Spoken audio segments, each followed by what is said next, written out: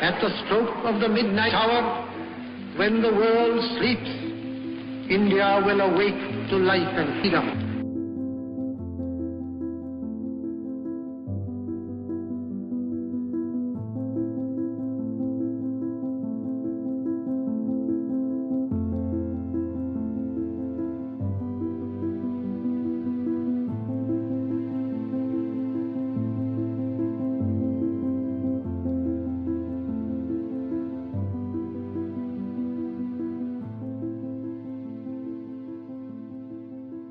क्या आप सोच सकते हैं कि आपके घर में लगा हुआ बिजली का मीटर किसी के लिए दुनिया का सबसे खूबसूरत तोहफा हो सकता है, या फिर आपके घर में रोज़ाना इस्तेमाल होने वाली केतली किसी के लिए दुनिया की सबसे कीमती चीज़ हो सकती है। ऐसी तमाम कहानियाँ दर्ज हैं दिल्ली के इस पार्टीशन म्यूज़ियम में। इसमें आप जाएंगे तो आपको पता चलेगा कि पार्टीशन के दौरान जो खौफनाक मंजर था, जो दर्द था, जो लोगों ने झेला, करोड़ों लोग बेघर हुए, और फिर कैसे उस बेघर उस दर्द से गुज़रते हुए उन्होंने दोबारा अपने आप को बिल्ड किया, नई उम्मीद की तरफ बढ़े, और सिर्फ बढ़े नहीं बल्कि दुनिया के सामने खुद को साबित भी किया। ऐसी तमाम चीज़ें हैं इस म्यूज़ियम में। आइए एक टूर लेते हैं और जानते हैं कि इस म्यूज़ियम में क्या क्या है।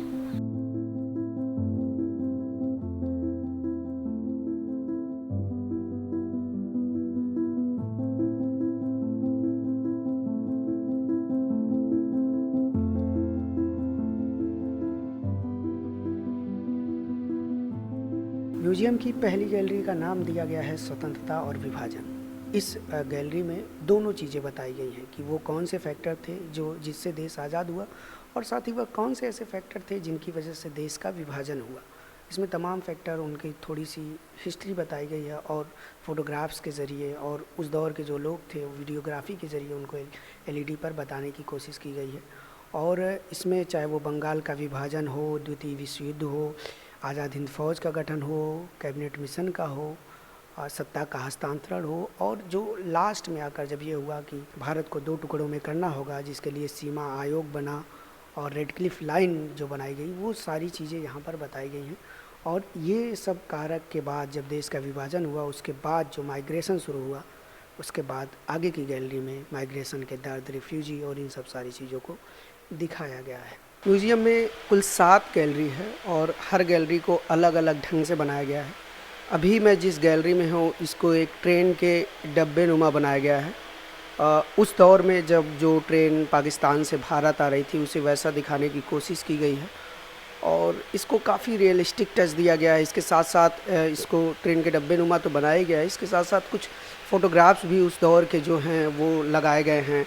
और साथ में अगर मैं आपको दिखाऊं तो इसमें बहुत सारी ऐसी चीज़ें हैं जो उस दौर के यादों को ताज़ा करती हैं। खून के धब्बे दिखाए गए हैं, और एक साउंड इफ़ेक्ट के ज़रिए एक ट्रेन की आवाज़ इसमें है, और उस समय के दर्द को दिखाने की कोशिश की गई है कि लोग चिल्ला रहे हैं, ट्रेन चल रही है, और कैसे वहाँ से इंसान बैठते थे ट्रेन में, लेकिन जब वो भारत पहुँचता था तो उसमें सिर्फ लाशें होती थी और कुछ सामान होते थे।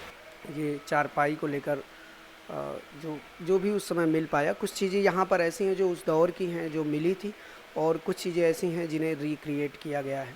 इन गैलरीज़ को बनाते वक्त इस बात का भी ध्यान रखा गया है कि वो सारे एक क्रम में हो, एक सीरियल में हो। सबसे पहले पार्टीशन का दर्द कि लोग कैसे पाकिस्तान से यहाँ पर आए, उनके साथ किस तरह के हालात हुए। उसके बाद से रेफ्यूजी कैंप में जब वो आए उसका ध्यान रखा गया है कि अब जैसे ही रेफ्यूजी कैंप में घुसते हैं इस रेफ्यूजी गैलरी में, यहाँ पर जब लोग रेफ्यूजी बनकर आए थे तो उस दौर की तमाम चीज़ों को ज़िंदा रखने की कोशिश की गई है। इसमें बहुत सारे फ़ोटोग्राफ्स हैं, और एलसीडी स्क्रीन के ज़रिए वो लोग जो रेफ्यूजी कैंप में थे उनकी यादों को बताने की कोशिश की गई है।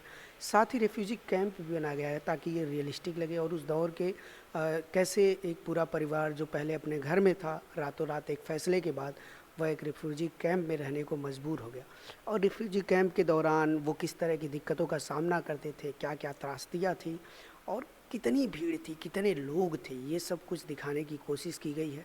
बहुत सारे फ़ोटोग्राफ्स हैं यहाँ पर, सैकड़ों की तादाद में फ़ोटोग्राफ्स हैं, और वो हर एक फ़ोटो अपने आप में एक कहानी बयां कर रही है, एक दर्द बयां कर रही है।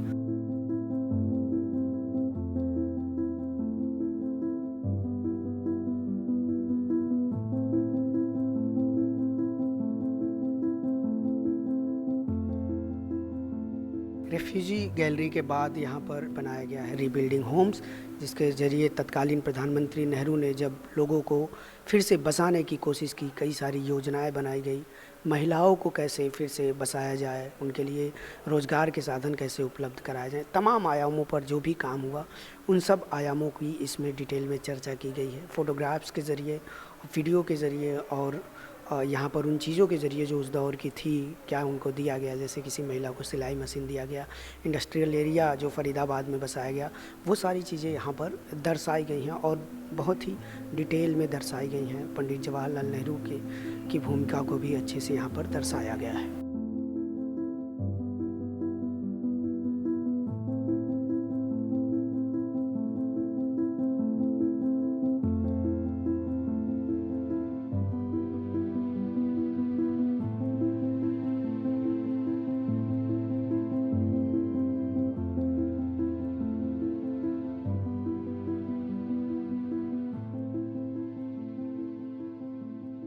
पुनर्वास गैलरी के बाद है रीबिल्डिंग रिलेशनशिप गैलरी। इस गैलरी में ये बताया गया है कि कैसे जब कोई अपने घर से छूटता है तो सिर्फ उसके घर नहीं छूटता, बल्कि उसकी एक पूरी कम्युनिटी छूटती है, उसका समाज छूटता है, उसके आसपास के रिश्ते छूटते हैं। लेकिन जब वो दोबारा से फिर से उनका पुनर्वास हो गया तो वो फिर कैसे अपनी कम्युनिटी बनाते हैं, रिश्ते बनाते हैं। रीबिल्डिंग रिलेशनशिप वाले पोर्शन में ही एक हिस्सा उस दौर के सिनेमा और साहित्य को भी डेडिकेटेड किया गया है। उस दौर के साहित्य को, चाहे वो मंटो हों या फिर उस दौर की फ़िल्में हों, जैसे कि आप देख सकते हैं कि जो फ़िल्में उस दौर की थी, जो लोगों को एक करने और लोगों के रिश्ते बेहतर बनाने का भूमिका निभा रही थी, चाहे वो साहित्य के माध्यम से या सिनेमा के माध्यम से, उसको भी इसमें दिखाने की कोशिश की गई है और उस दौर के सिनेमा और साहित्य को भी दर्ज किया गया है।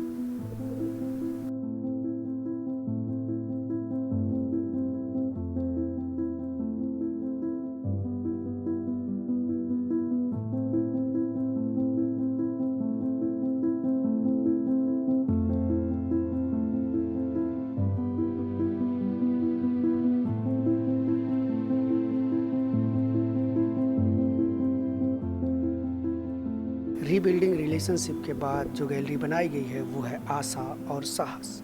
इस गैलरी में यह दिखाने की कोशिश की गई थी कि तमाम दर्द झेलने, परिस्थितियों से जूझने के बावजूद जो लोग भारत आए, उन लोगों ने भूतकाल की तरफ देखने के बजाय भविष्य की तरफ देखा और तमाम चुनौतियों से लड़ते हुए खुद को स्थापित किया, चाहे वो साहित्य हो, कला हो, विज्ञान हो।